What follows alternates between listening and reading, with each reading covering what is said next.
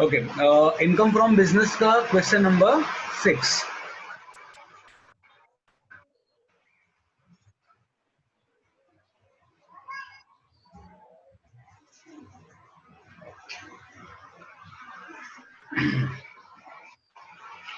So, question number 6.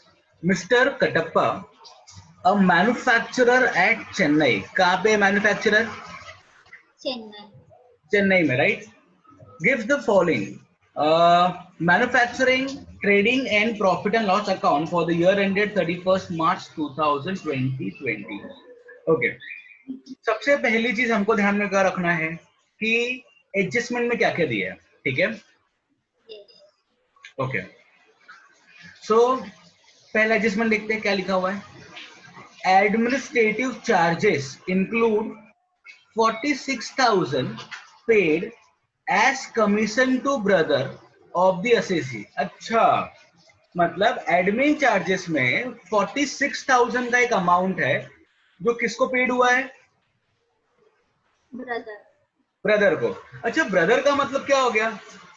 मेरा relative, right है? उसको ज्यादा पेमेंट करूंगा जानबूझकर. और लिखा था commission amount at the market rate is 36,000. अच्छा, अगर ये काम मैं मार्केट में किसी से करवाता तो कितना पेमेंट करना पड़ता? 36,000. और यहाँ पे कितना करना पड़ा? 46,000. मैं बोलूं 10,000 एक्सेस पेड किया है. Yes sir. तो 10,000 हो गया अनरीजनेबल, अच्छा, राइट है? तो एडमिन में Yes, से sir. 10,000 is not allowed. ये समझा? Yes sir. 1 सेकेंड, 1 मिनट में.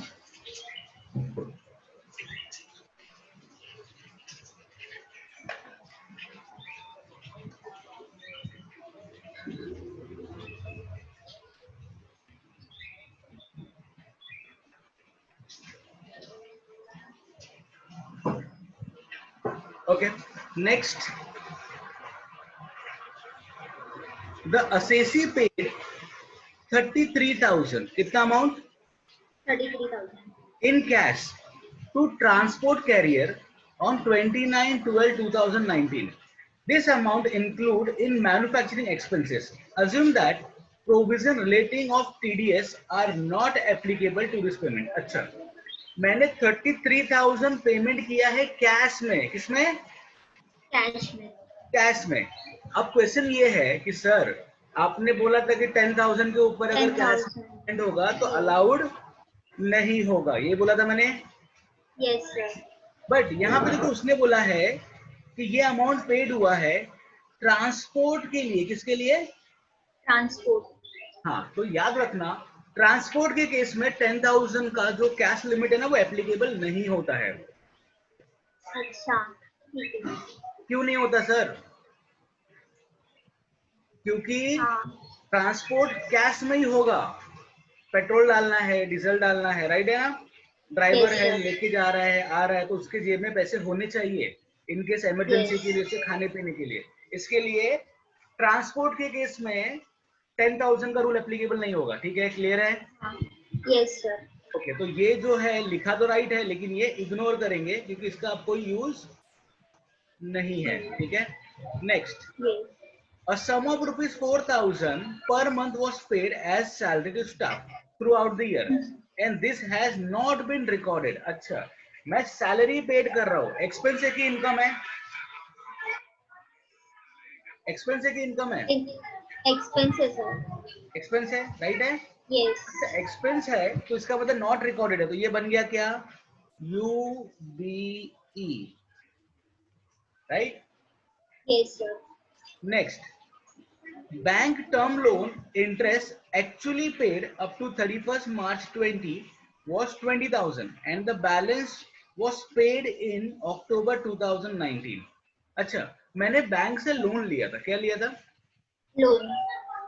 तुम्हें याद होगा मैंने बताया था कि ये TBLIC होगा, TBLIC होगा. यस. तो अगर वो जुलाई के बाद पेड होगा ना तो वो नॉट अलाउड होता है, बराबर है? Yes sir. अब देखो ये केस में हुआ क्या, उसने 20,000 जो था वो तो पेड किया लेकिन बैलेंस अक्टूबर में दिया. तो ऊपर जाके देखो इंटरेस्ट दिख रहा है क्या? इंटरेस्ट ऑन बैंक ये रहा 8,000. उसमें से 20,000 उसने पहले पेड किया है और बाकी अक्टूबर में पेड किया है, यानी जुलाई के बाद किया है। तो इसका मतलब इसमें से 40,000 नॉट अलाउड हो जाएगा। बात समझा? Yes sir.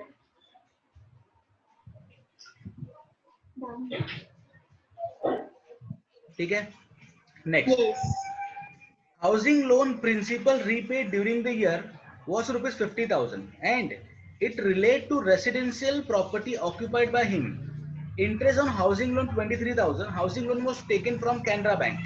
This amount were not dealt with the profit and loss account given above. अच्छा, ये सब ना डिटेल ना ऊपर लिखा हुआ नहीं है, राइट है? तो मुझे क्या करना है? ये इनकम फ्रॉम हाउस प्रॉपर्टी का है, किसका पार्ट है ये? Income from house property. Business दिख रहा है ना sir? Yes sir, ignore. Depreciation as per IT. अब मैंने बताया डेप्रिसिएशन दो जगह पे लिखा होगा, देखो ऊपर भी लिखा है नीचे भी लिखा है। तो ऊपर वाला नॉट अलाउड, नीचे वाला यूबीई। खत्म? Yes sir. Adjustment over. चलो, ट्रेडिंग तो पूरा अलाउड होता है, allowed allowed allowed allowed allowed allowed. Gross profit भी अलाउड। एडमिन हो गया। स्टेट वैट पेनल्टी, पेनल्टी है, किस चीज की पेनल्टी है? वैट की। वैट मतलब अपने टैक्स नहीं भरा, इसका मतलब लॉस किया तो not allowed. General expenses allowed है। सीधा हमारा ये हो गया 5 lakhs opening. Dividend from domestic company not allowed. Income from agriculture not allowed. Clear है? Yes sir.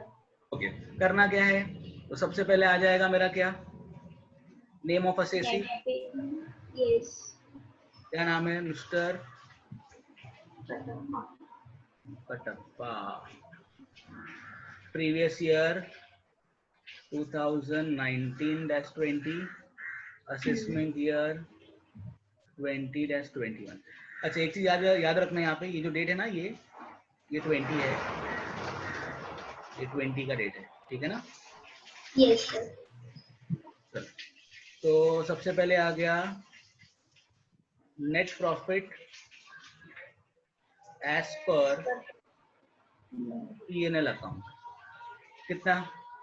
5 लाख। ऐड करेंगे इसमें क्या? Non business expenses. देखो कितना है, 1 2 3 4 बराबर है। सबसे पहले आ जाएगा इसके अंदर एडमिन चार्जेस, एडमिनिस्ट्रेटिव चार्जेस। 10,000। कितना admin charges? 10,000। 10,000।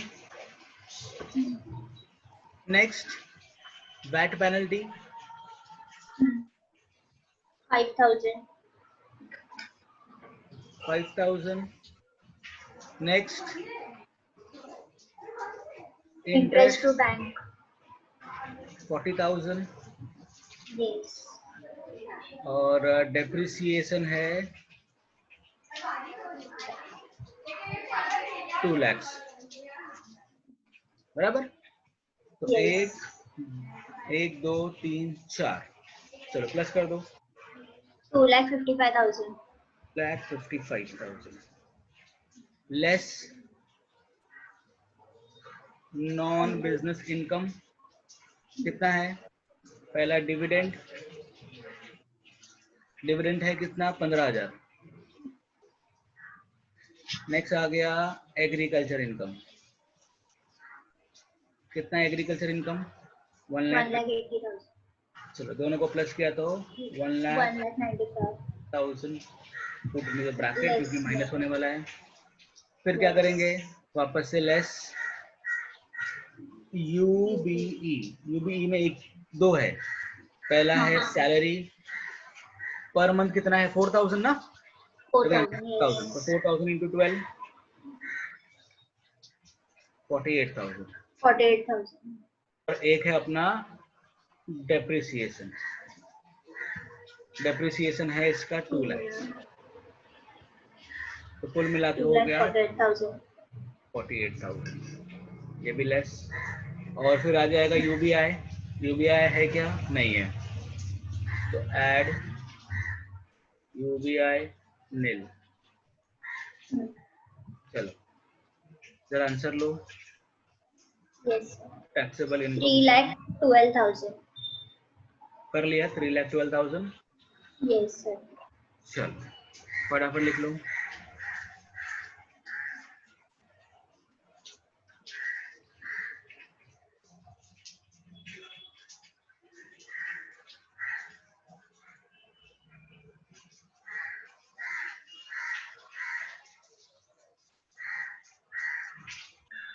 Okay, question number 11. Mr. Amit Bhilwara furnishes following information relevant for the assessment year 20 and 21. Okay, सबसे पहले हम लोग एडजस्टमेंट करेंगे।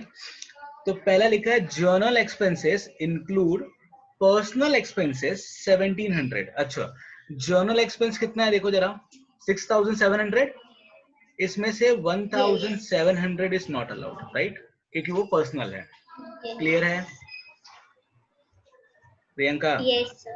Next, income of 3000 accrued, accrued मतलब आउटस्टैंडिंग है, राइट है ना, during previous year ending 31 March 20 is not recorded in the profit and loss account. अच्छा, इनकम अक्रूड है तो क्या हम पीएनएल में शो कर दें? अक्रूड इनकम, अक्रूड ना, आउटस्टैंडिंग इनकम, आउटस्टैंडिंग इनकम मिली नहीं है। No, no, no, sir. No, sir. Outstanding. पक्का? Yes, sir. आउटस्टैंडिंग इनकम में तो ये असेट्स बन गया, तो ये ignore. Next, Amit contribute 14,000 towards the public provident fund. अच्छा, इसने 14,000 रुपए कहाँ जमा किए हैं? पब्लिक प्रोविडेंट फंड में, ठीक है, PPF. हाँ पीपीएफ में। अब देखो ये बॉस है ना, तो बॉस पैसा जमा कर रहा है पीपीएफ में, तो ऐसे केसेस में इसका खर्चा है। और ऊपर देखो पीपीएफ लिखा है क्या? पब्लिक प्रोविडेंट फंड नहीं है, तो ये बन गया No, sir. Unrelated business expenses, ठीक है। Depreciation on building and furniture कम rupees 3000 according to tax provision. Okay, tax के हिसाब से डेप्रिसिएशन 3000 होना चाहिए था। ऊपर भी लिखा है क्या डेप्रिसिएशन? यस लिखा है 13,600। तो ऊपर वाला नॉट अलाउड, नीचे वाला यूबीई। याद आया? Yes, sir. अब स्टार्ट करते हैं। हाउस होल्ड एक्सपेंसेस, घर का खर्चा नॉट अलाउड। बैड डेट्स, सिर्फ बैड डेट्स होगा तो अलाउड है, बराबर। Provision for bad debts not allowed. Salary to staff allowed. Salary to Amit, owner ले रहा है, not allowed. Contribution toward unrecognized provident fund. अच्छा, मैंने पैसा कहाँ जमा किया? अनरिकॉग्नाइज्ड प्रोविडेंट फंड में, राइट? Unrecognized. हाँ, तो ये not allowed. Interest on overdraft allowed है। Interest on capital is not allowed. Advertisement revenue है, अलाउड है। जनरल एक्सपेंस हो गया, ये हमारा नेट प्रॉफिट है। कितना नॉट अलाउड है? 1 2 3 4 5, ये 6 और ये 7। 7 बन गया क्या? NBE, ठीक है। ग्रॉस प्रॉफिट अलाउड है, कमीशन अलाउड है, सेंट्रल रिसिप्ट अलाउड है। Interest on government securities not allowed. तो एक आएगा NBI और UBE 2, UBI 0, ठीक है। चलो इसको फॉर्मेट में रखो फटाफट और मुझे आंसर दो, सिंपल सा समय। Okay, Yes. चलो फटाफट। Yes, sir.